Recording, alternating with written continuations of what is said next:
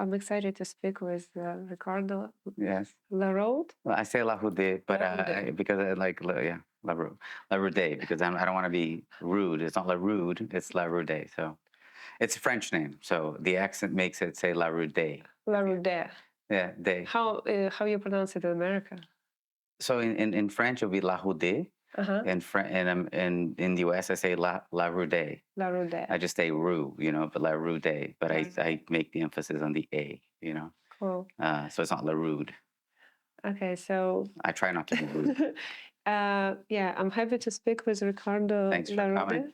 Thank you so much for your time, and we're lucky enough to make this interview in the new office. Yes. Um, I'm personally a big shoe fan, Nice. and that's why it makes it even more special for me. Nice. Today we're talking with Ricardo Larroudé about the shoe brand, and he's a co-founded with Marina Larroudé. Yes. You launched the brand in 2020, so like less than 5 years ago. Yeah. Right. Not even 4. We're going to be 4 this December. Wow. Yeah. And the brand now sells in Nordstrom, Saks, Bloomingdale's, Brown Fashion, Galeries Lafayette. Yes. I have no idea how you do that. Yeah. In just such a short period of time. Yeah. Yeah, and the design have been worn by incredible women like Elizabeth Olsen, Yes. Lily Collins, Yes. Demi Moore, Olivia Wilde, and Brie Larson, Yes. Very. Yeah. Yeah. among others. Among others, yeah, we have a lot of celebrities that wear the brand. It's been a very fast growth. I think that it's not often that a lot of people come and try to innovate the footwear business.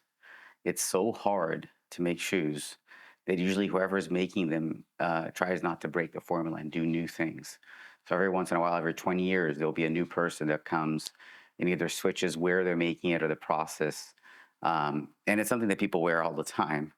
So it's a very useful product. Yeah. And I think we did a slightly different design and approach to how we do things. We focus on comfort, but we also allowed people to have the fashion piece be part of the footwear. We sell a lot of non-fashion pieces, but the communication is always around fashion. It's a very fashion-centric brand, even if we sell stuff that doesn't scream fashion or Vogue or that type of thing. But everyone is pouring a pair of shoes when they leave the house.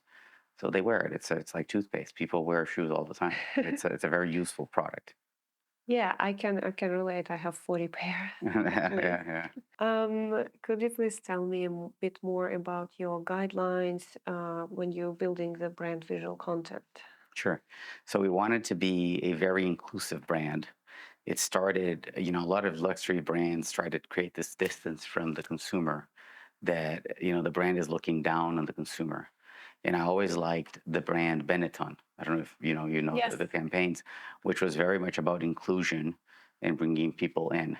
I think that there's a part of fashion that started with Sal.com, which was Marina's first job, which was the first democratization of high fashion, which is when you started to have people be able to see what was happening at the fashion shows the moment that they happened and the pictures were coming. So it wasn't just about like if you needed to see all this new stuff that was coming. You needed to be part of fashion, you needed to be invited, you needed to have a seat at the show.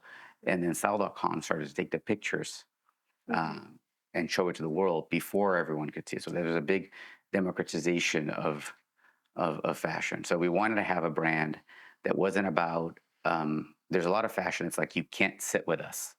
So there's a big velvet rope that, even people that love it, they can't get in. It was a very small world. So the whole concept of the brand was going to be very inclusive, bringing people in, but still bring the classic beauty of other brands. So I say that Larroudé is like Benetton meets Celine, but marketed like Supreme. So that was the whole idea of how we wanted to come up with the visuals. When you think about the white and the black and a pop of color, the logo really says that it's a black logo on top of a white background. Yeah. With just the accent in pink. Yeah. So it was like you can have the classic, but there's a little piece of confetti that fell on the logo. That's confusing. Yeah, that's there to bring the party in. Oh, So we wanted to have, a sense of new, but leaning on whatever has been working in the past and it works.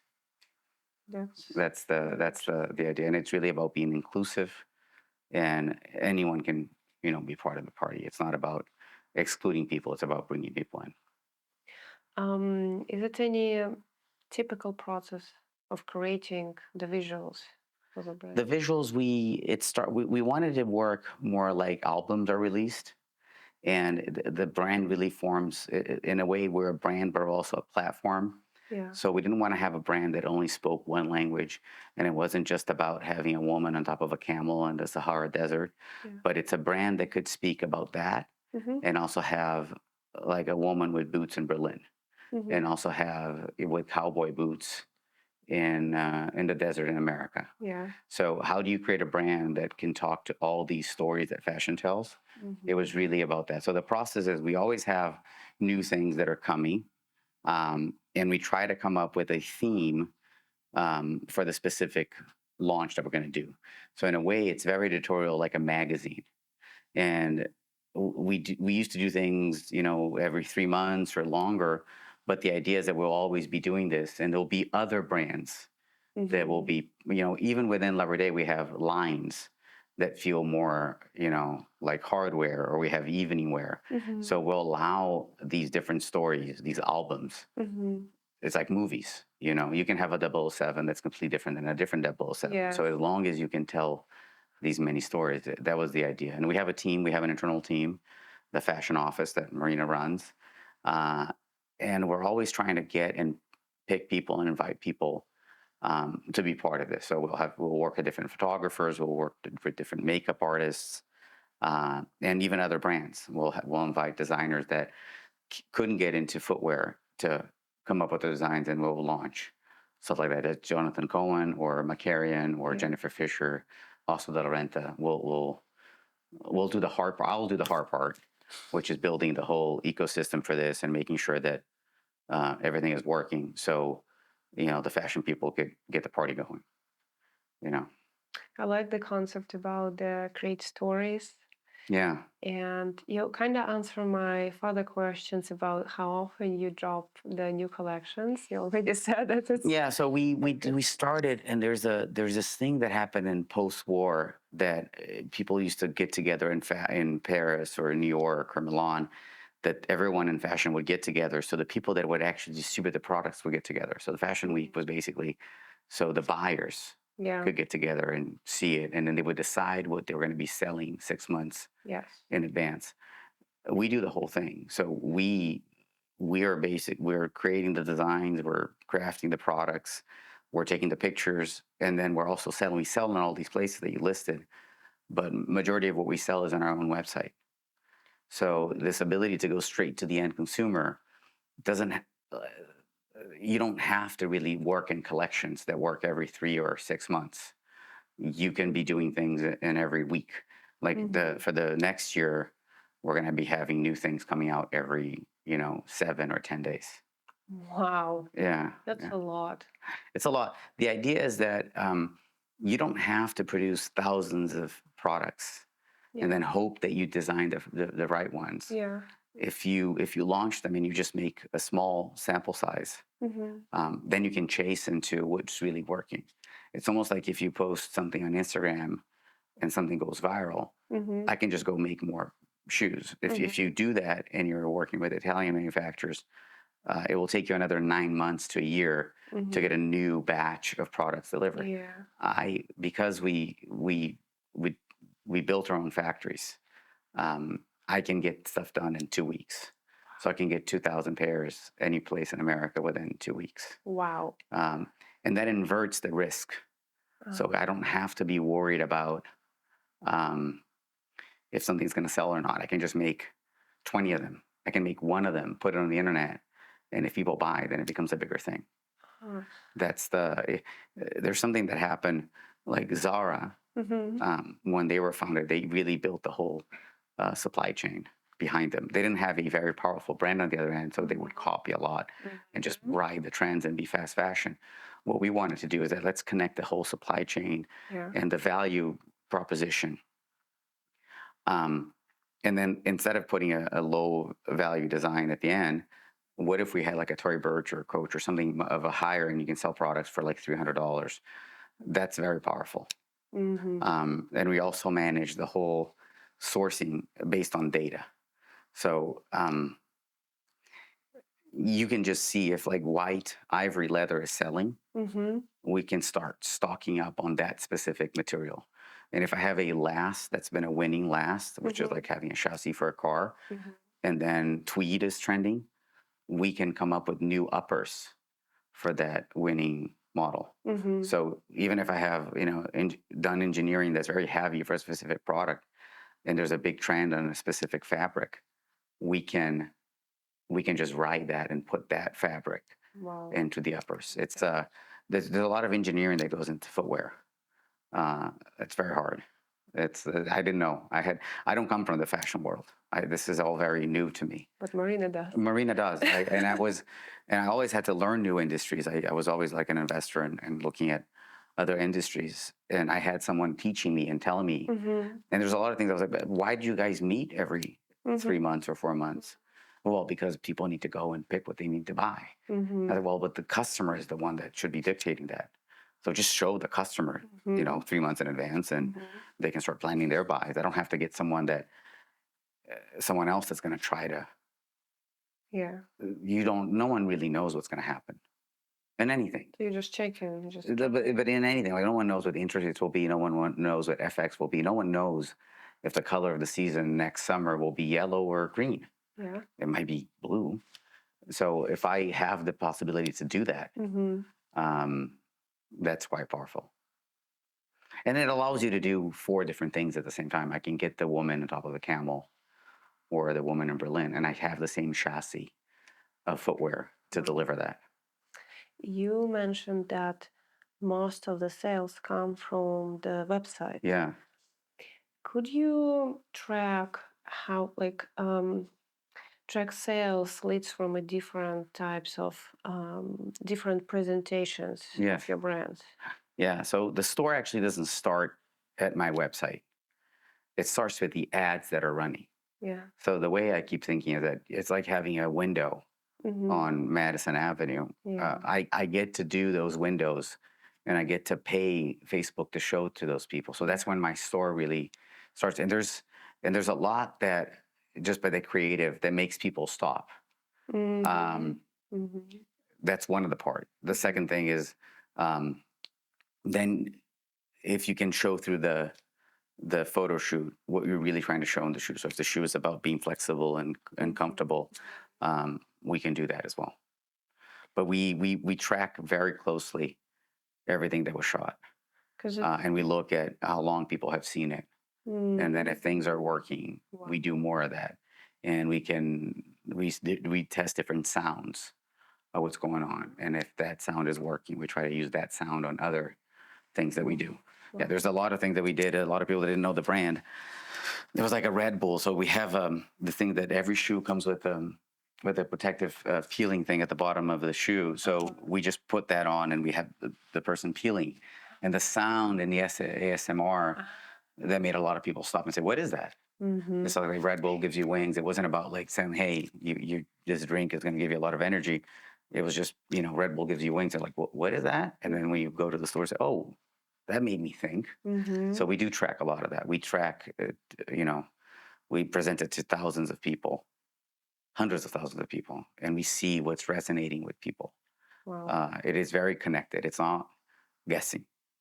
Yeah, because I did small research, and it seems like you work with influencers and you work a lot with celebrities. Yeah. You do a collaboration with Altazara, like different brands, Jennifer Fisher. Yes. Even it's not a shoe brand, it could be any other type. Yeah, I mean, everyone wants to do shoes, frankly. Yeah. But it's very hard.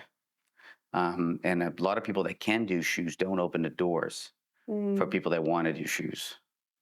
Yeah. How so? Because the factories, it's weird that a lot of the European brands, when they have great products, Yeah. they actually own their own production facilities. So in Europe, they do that. So if you look at the big groups in Europe, they own the whole development. In America, though, they have the brand and then they go to source it where they can find it cheap or that. So they do call it Asia development and production.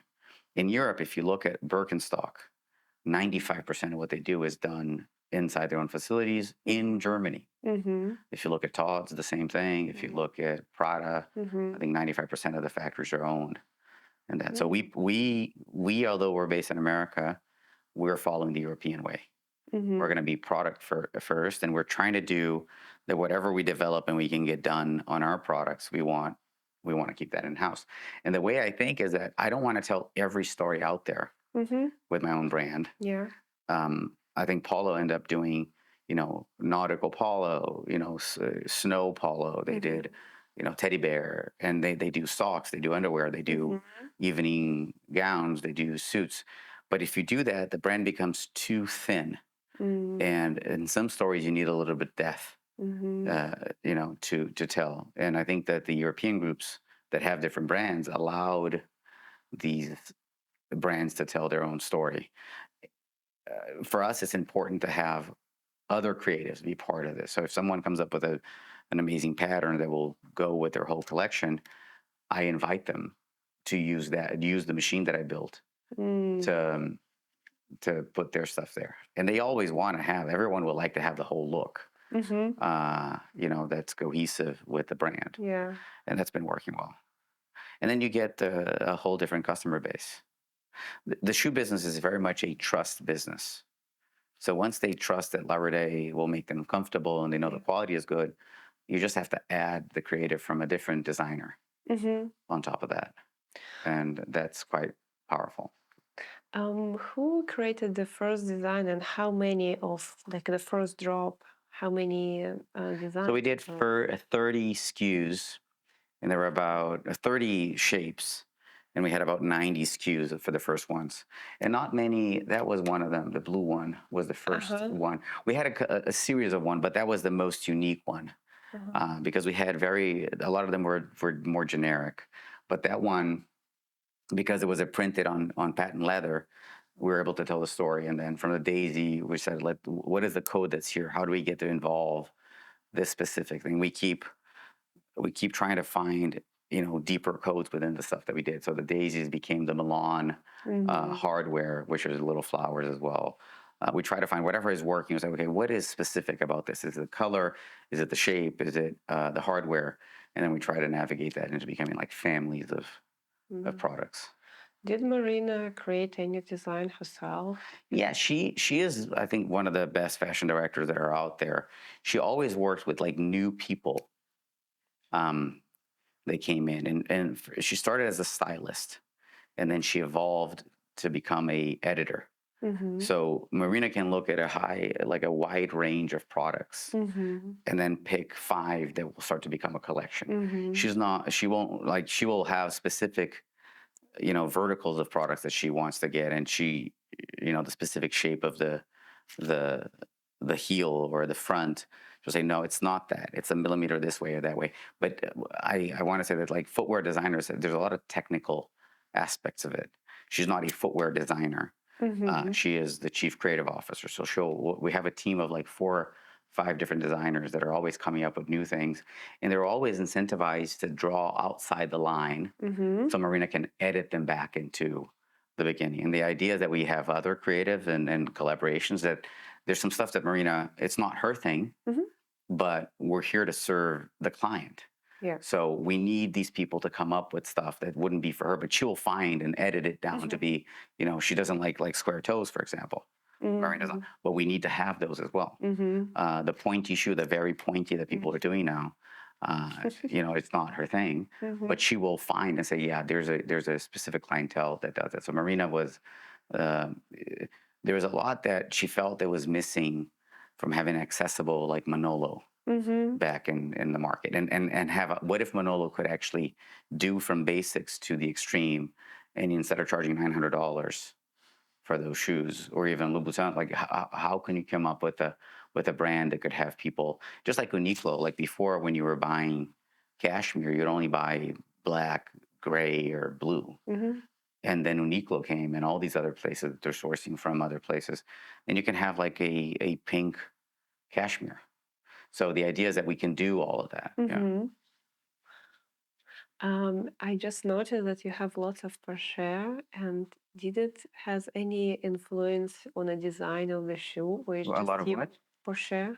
Oh, pictures. Porsche, like the cars. Oh, Porsche is. So there's a thing that it's not about me. So what I say, and I actually was having a conversation with. I came into fashion in 2020, but in 2017 I thought about going into the real business before I was an investor. Mm-hmm. And someone arranged me a call with Domenico Mm-hmm. the Soli, the guy from Gucci, the Michele? Domenico De Soli, I not working. yeah, Yes, no, yes. yeah. Well, he ended up, hiring Tom Ford and promoting. But I was like, I want to go into fashion. What do you think? I've been thinking about, there's something to do with Benetton or that approach. And he was like, hey, first of all, everyone that has a wife with good taste, that is a business guy, Uh-huh. they think that they can go in and they can play the orchestra and do it themselves. Uh-huh. And one thing that I'm very careful about is that it's never about what I want, Mm-hmm. like this spectacle that's happening. I'm not playing an instrument. I'm not the maestro. Mm-hmm. I'm not in the audience. It's not for me. I'm Mm-hmm. making sure that they get to do it. Like in a way, if tickets are not selling, Yeah. I'd say, is it the violin that's not playing well? Is it the maestro that's not playing? Yeah. And I can switch that, and I can, okay, hey, what if, I can get points of like, ways to incentivize the person to do the best. But I don't do this about me. Mm-hmm. It's not. Uh, I. There's a lot of fashion that a lot of people do it on an ego basis. From the business perspective, you should not let your ego. Yeah. It's not about what I want. I do like Porsche, and I eventually will be.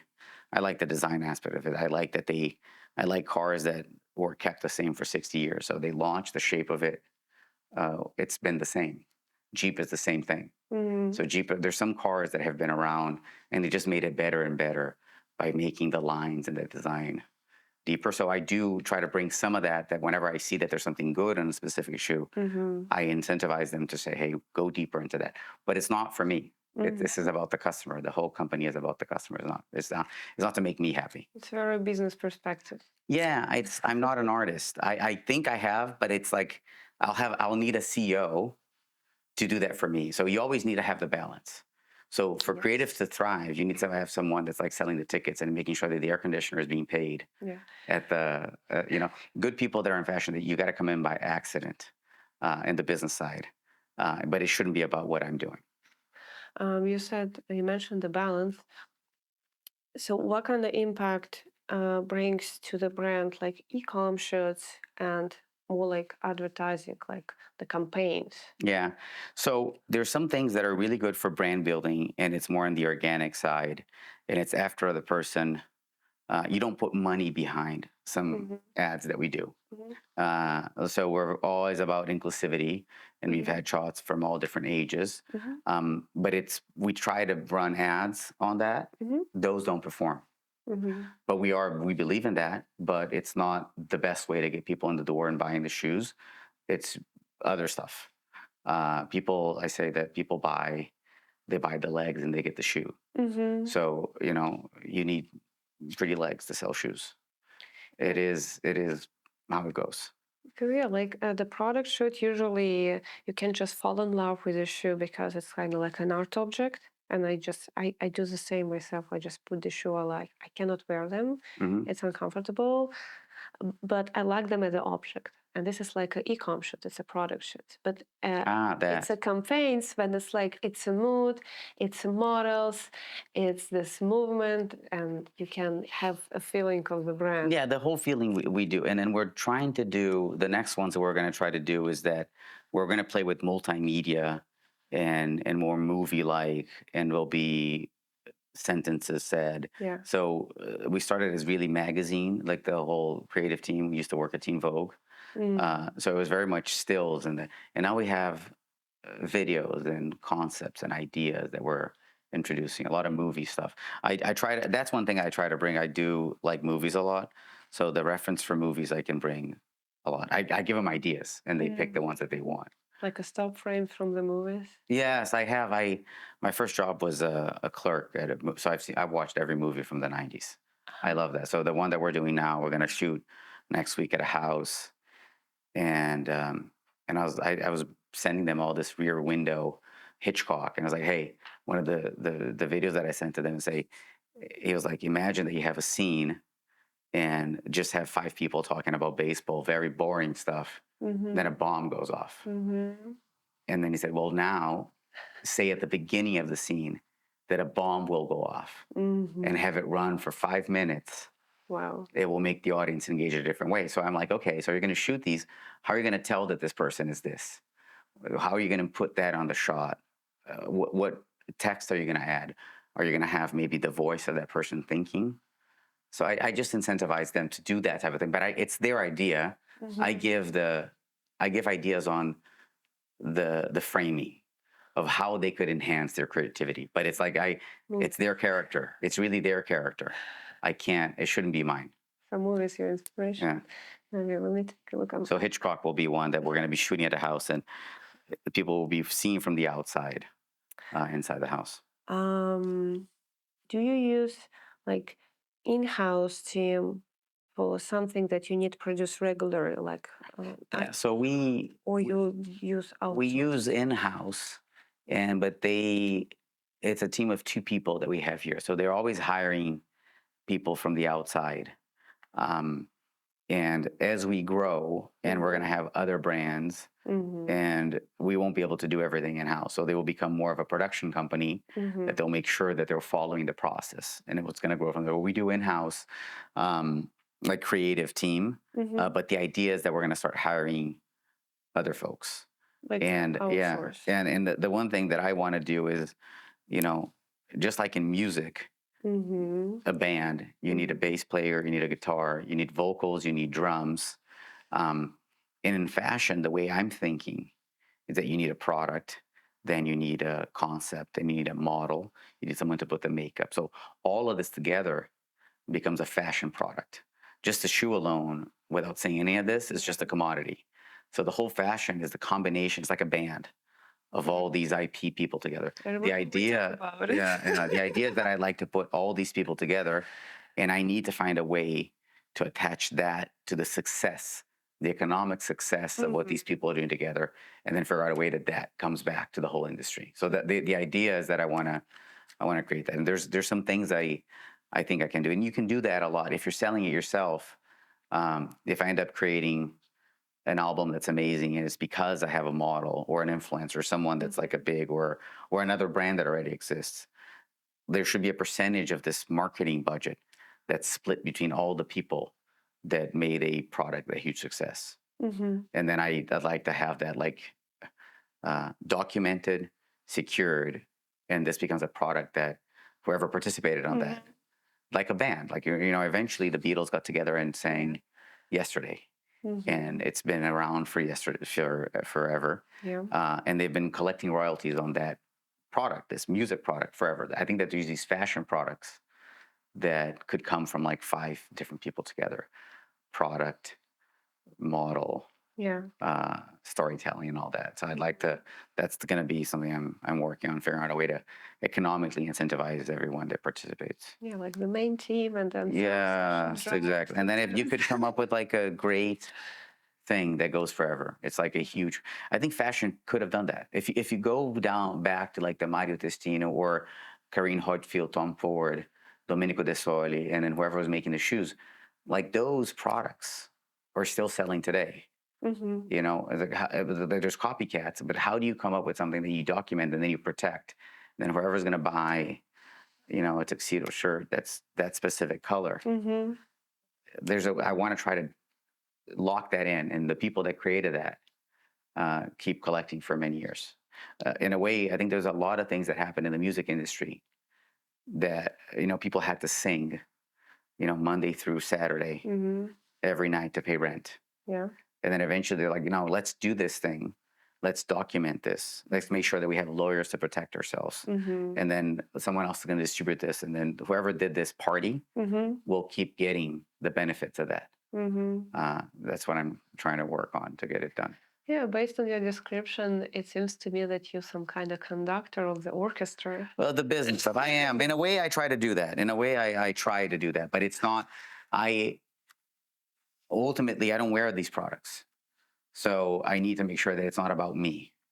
Yeah, I love the company. I love the product. My product is the company. Yes. And the platform that allows all these people. But I can't focus on the specific product that I'm doing. As Marina came from the fashion world, how does this influence the design? You said that sometimes she has her own preference, like she doesn't love the square. Yeah, square toes. Yeah. But she does it because is like it's a time, it's a cool now. But she like if you're doing business and she's more on the creative side, Yeah. how is her previous experience influence the brand developing? Sure. So she was a market editor. So she started as a stylist, so she can create styles and put looks together. But then she was a market director for style.com. So she was covering products. If she can walk into a restaurant and say, I know that product, I know how much it was, I know when it was done. She knows product really well. And as we're creating new products, she really knows what's missing out there or that people used to do in the past and they stopped doing it. So for us, it's very useful. She's probably one of the best market people out there and she's seen it all. And then some people are like, oh, you got to just like, it doesn't sell. Like, it's great. Sometimes we'll do things that is just for the picture too. You know, when you look into a store, there's a big table and there's a bunch of boring stuff at the bottom and there's like less boring stuff at the second. And there's like a shoe with a big flower in the middle with a big spotlight on. That one sells like 10 pieces. Yeah. But that's the one that attracts people to go to the table. And that's the one that says, oh, these guys actually have the depth to design pretty things. So when they buy the simple one, they feel like they're wearing one with a flower. Yeah. So that she brings that a lot. For sure. She knows product like no one. She collects clothes. She's always, buying vintage stuff. She really loves fashion. And there's something that a lot of people that work with us and like the brand, and I say it's people that are in love with the feathers. Some people just love the ability to put stuff on top of them and express themselves with clothes. She's one of them for sure. And she knows the good ones.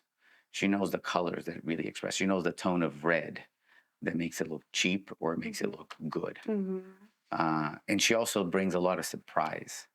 So she says it can't be, if you do everything too perfect, there's not really a story. So you got to have something that's a little surprising, imperfections. It needs to be, there's got to have something that's not perfect, not expected.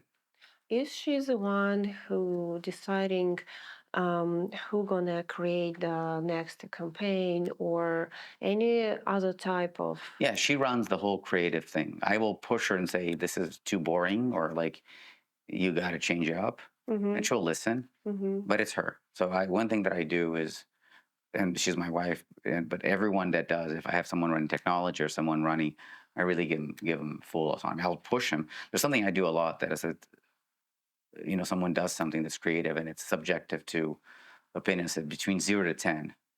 How happy are you with this? And if they say 6, I say, okay, go back and do it again.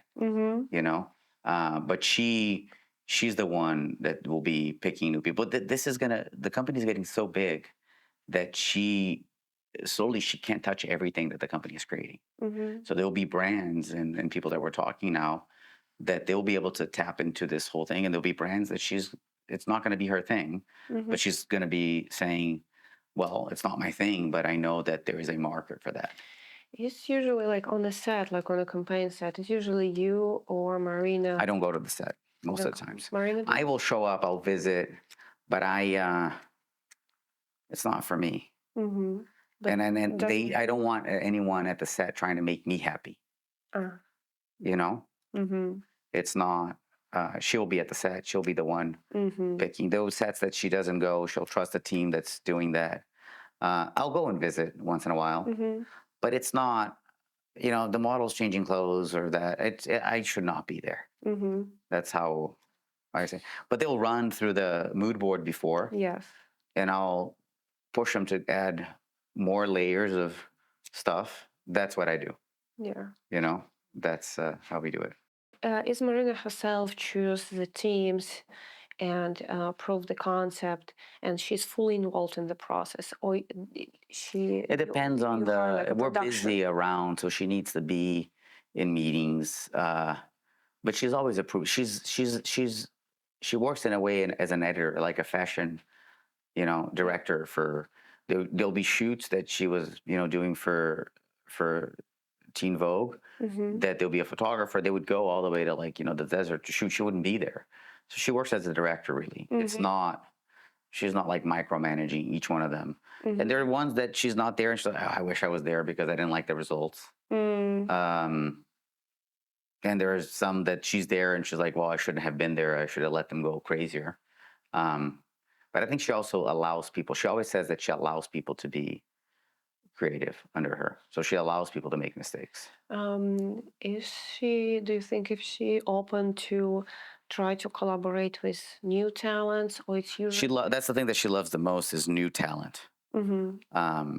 She always had, and I remember, one of the first people to publish Aquazura was her. Mm. I mean, Gianvito Rossi, when he was first starting, the first publication that published him was Style.com. Mm-hmm. Mary Catranzo, who's now designing for Bulgari, Mm-hmm. was also her. So, and by the way, I used to go visit them at Fashion Week because I became friends with all these, folks. Mm-hmm. So she likes that a lot. And the idea is that we will find, I keep telling her, whenever there's the next Edgardo Osorio out there, we don't have to have it. Like it was a lot of work for him to build that brand. Mm-hmm. There might be another 15 out there that couldn't get where he is. And the idea is that we're going to bring these people in, and she's going to oversee some of this, but she knows that this is going to become bigger. This is going to become like if a magazine turned into a fashion brand. You build a brand like just in the last 4 years. It's so many brands on the market. How do you make it so?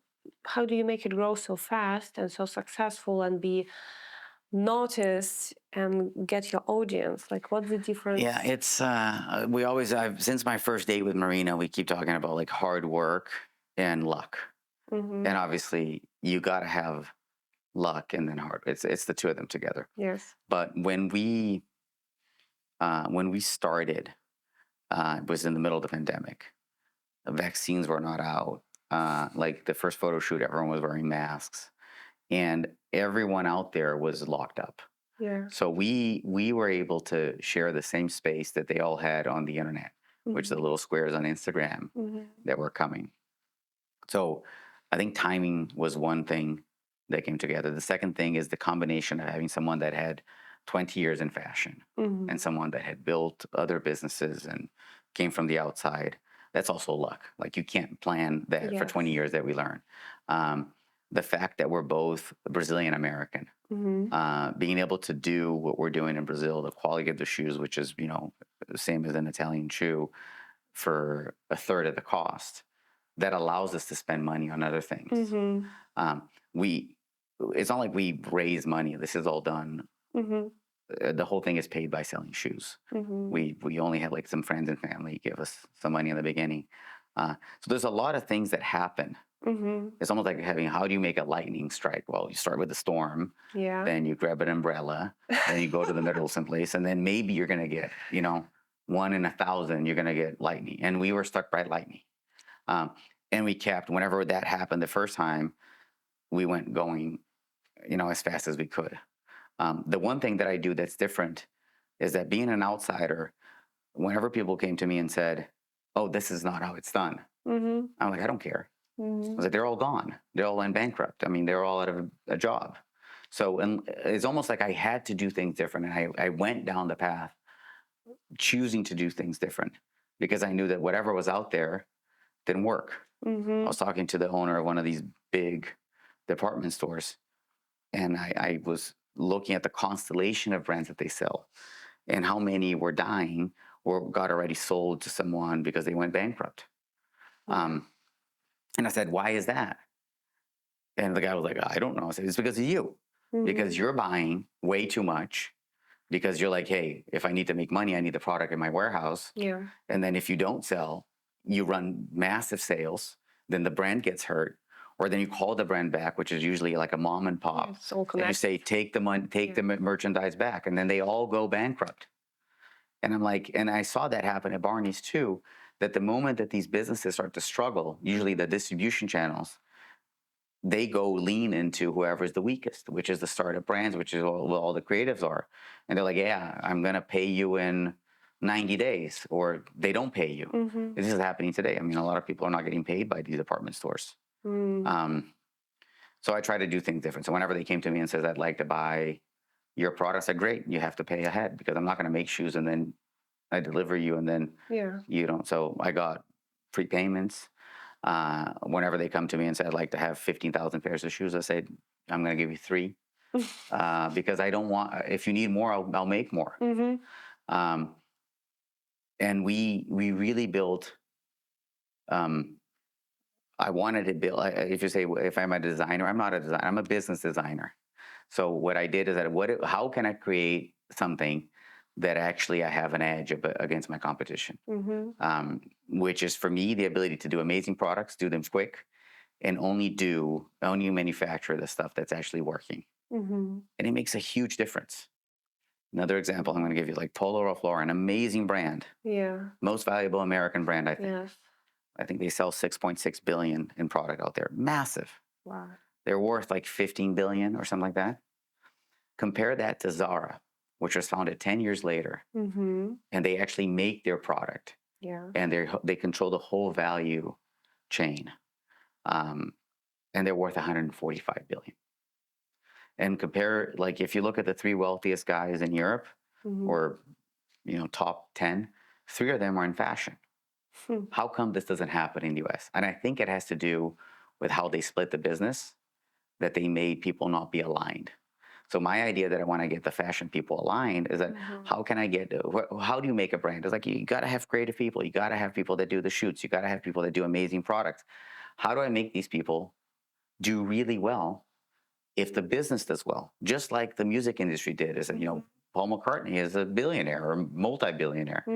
You got to come up with a way with a business that things work not just for one person, but for many people. So that's the difference that I started as a startup. We're formed as a corporation. We have stock. A lot of people get stock in the company. We're always giving. So most of the key people are. The other thing is that we also empowered a lot of women. So the footwear business is very male dominated. And I'll tell you, like I used to have these technicians. There's an engineering that goes behind how do you make the shoes to be comfortable and lasting. And most of the guys the people that do it are guys. And I had guys that would take the shoes that had elastic straps they would look exactly the same, but they would just make them more comfortable. And they were like, no, you can take the elastic, it's not needed. And the woman was like, no, I love that. But they never wore the product. So we have our head of product as a woman, our chief engineer is a woman, head of sales is a woman, Marina, like the whole organization is run by women. Not only on the product side, but on the business side as well. Yeah, because they know what it is. They know what drives demand. Yeah, the shoes we know. Yeah, they were wearing it. It's like, would you have a bunch of women running a men's underwear business? No. And I tell the guys that are in business, they have this thing that they almost don't want to learn. They think that they would be less men if they learned about heels. It's like how they fit. It's just a product. Because imagine if a woman was investing or working in motors or like cars, she should know the difference between a V8 and a V12. Right? And I have no idea what you're talking about. No, in a car, but they should know. Like they should know. Yeah. Like if you're involved in a business, and that's the thing that I'm very curious about. Like if I'm going to be doing a business about, I don't know, airplanes, I should learn about how airplanes work. So a lot of guys don't. They're embarrassed to know about what women really want. And I think that's another thing that we did that was different. It's like lots of lingerie brands that owned by guys. Exactly. It's a perfect example. Exactly. And look at Skims. This is owned by women, ran by women, and it's doing great. I mean, Spanx was done by a woman. So, I mean, more than 50% of the consumer market is women. Mm-hmm. Why are there more women in the lead actually driving that Yeah, process? because if you want to actually wear it, either it's a shoes or lingerie or whatever it is.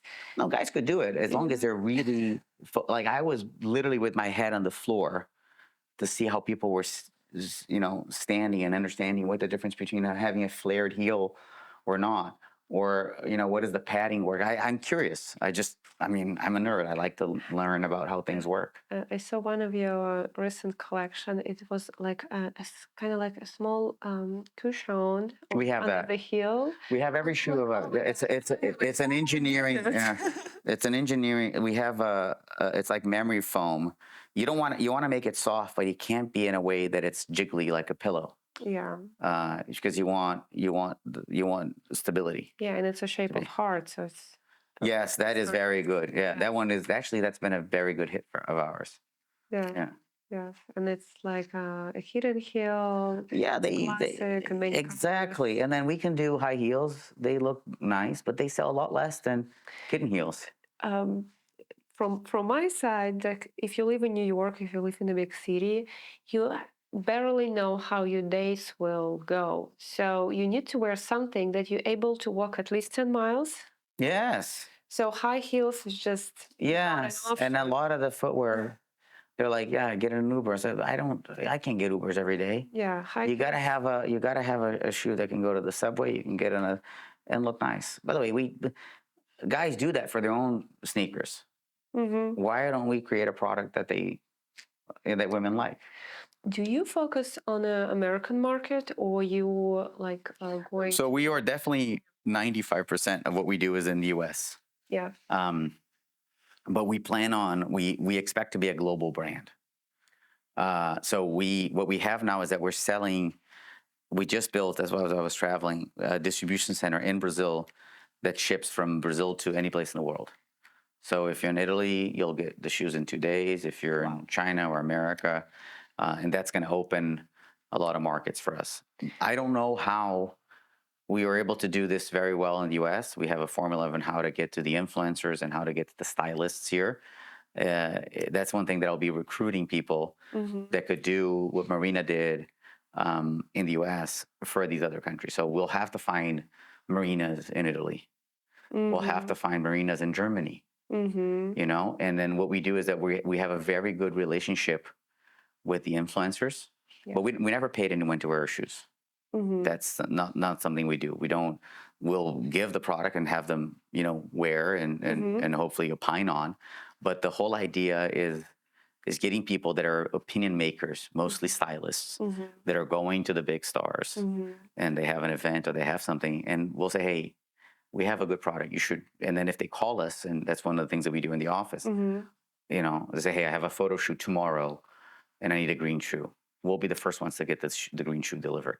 Because you're a stylist, and if you need a green shoe and you get one, you stop looking for the green shoe. So Larroudé is the first one to get all the cool. So that's why we were able to get so many people that we're very quick. We're very focused. Like if there's something, when the first lady wore our shoes, like I personally, whenever we needed to get them she didn't wear the shoe, she wore the bag. But whenever they needed something, I got an Uber myself, went all the way to the warehouse, grabbed a pair of shoes, drove it back, and delivered it to the stylist personally. So we're very focused on making sure that the right product is on the right hands as fast as possible. Because once it's gone, it's gone. That's you got to take advantage. Yeah.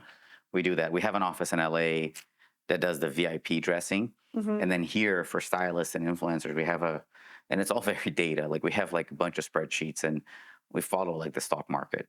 Like we know everyone that we've gifted, we know who posted. It's all tracked. Wow. Not like a person doing, but there's a bunch of systems that do it. Yeah. And that's the thing, that like a lot of people that run brands, they don't have the nerds doing it for them.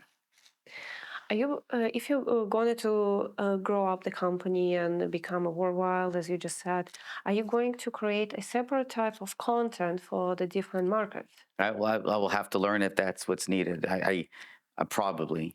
But is there something that I've been told that some markets would like to have the American part of it? That like, they say that France right now is crazy about Emily in Paris, and they want to have more Emilys, so maybe for the France, we'll have to go in with the American stuff that we do and not try to do a French version of what we do. Some other markets might not work if we send, the American content. Yeah, because like China is totally different culture. But they're saying that China, they like to buy America. So American Western. That's, by the way, I haven't been there. I haven't been to China, more than one time.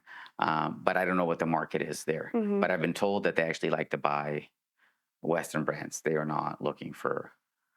They want to. That's what they're buying. Interesting. In Brazil, it's the same thing. They don't want to buy a Brazilian brand. They want to buy an international brand. Mickey Mouse sells a lot. Mm. In some places it doesn't. I don't know how Russia it is. I don't know if Givenchy sells well in Russia.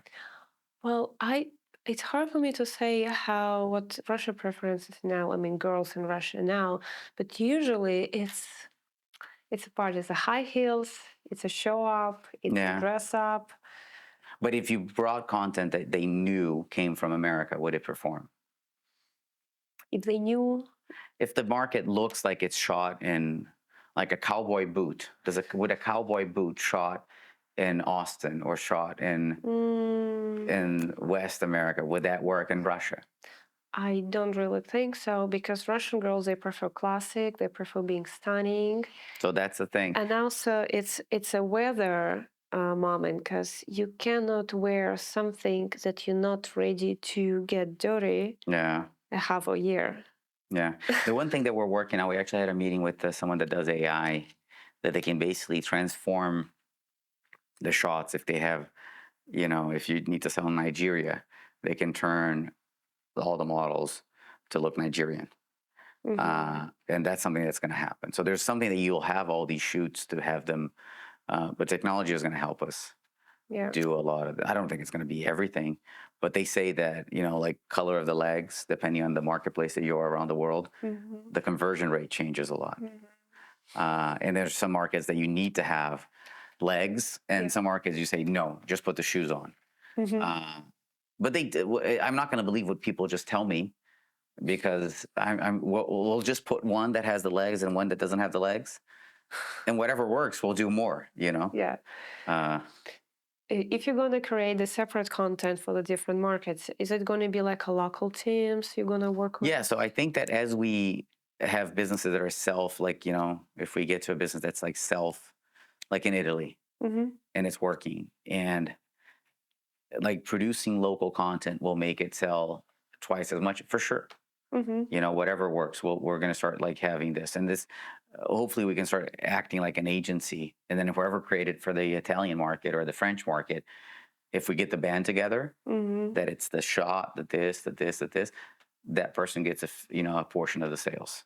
What I like to do is that I want to put these fashion bands together. And Beatles was a universal band, but some universal bands will work around the globe. But in Spain, you need Gypsy Kings or something, and then we'll have our shoes be that version of the thing. So we'll have to hire local people for sure. Well, I think I have like the very last question. Tell me. For you. You can, by the way, feel free to tell me whatever you think it would be cool to share with the audience, and maybe I didn't ask yet. Otherwise, I'm just interested in general. Do you provide like kind of freedom to creative teams when you work with them, or you have kind of like a script you usually follow? I think so. Today we're still at this version that you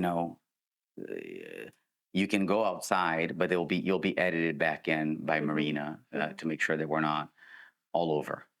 But I think as the brand grows, and there'll be other sub brands, God knows what Altazara will be. It might be something different. This is going to start to become like, we'll have Rolling Stones, Beatles, and Gypsy Kings, and they'll be completely different. And we'll have to give these creative people more freedom. The idea, and there's something I'm trying to do, is to bring people, most of the innovation that happened in footwear, and people that think about all the brands. Most of the biggest footwear brands out there didn't come from the established fashion brands. It's a lot of the outside people that come in that make it there. So I'm looking forward to giving like people that have never been around footwear to become, design like um, artists became, Jessica Simpson was one that was a singer, and her brand became a big thing. Oh, I'm sorry, I wasn't being specific. I mean, like, would you let the creatives, like a photographer, like a Yes, that for sure. I mean, that's for sure. That they all should have creativity. Today, I mean, we're still, sub 50 million in sales, but Wow. but if we become like $1 billion brand, which I think we have, yeah, there'll be many things. There will be everyone, and there'll be different creative aspects to it for sure. Well, thank you You're welcome. very much for your time I to appreciate it. let This me is fun. ask you all these I questions. like talking about Larroudé. It's always fun. And I was happy to know way more than I used to know. And it's so many interesting things. I'm going to see the record and That's good. read it again. Good luck. It's going to be, I think you should do many of these. I mean, I'm trying to do things a little different. And I think that the whole old world of like red velvet tapes it doesn't help the consumer. There's too many people that love this fashion stuff that should have the ability to just create more. And I love that you're very open-minded and you're always open to meet and talk with.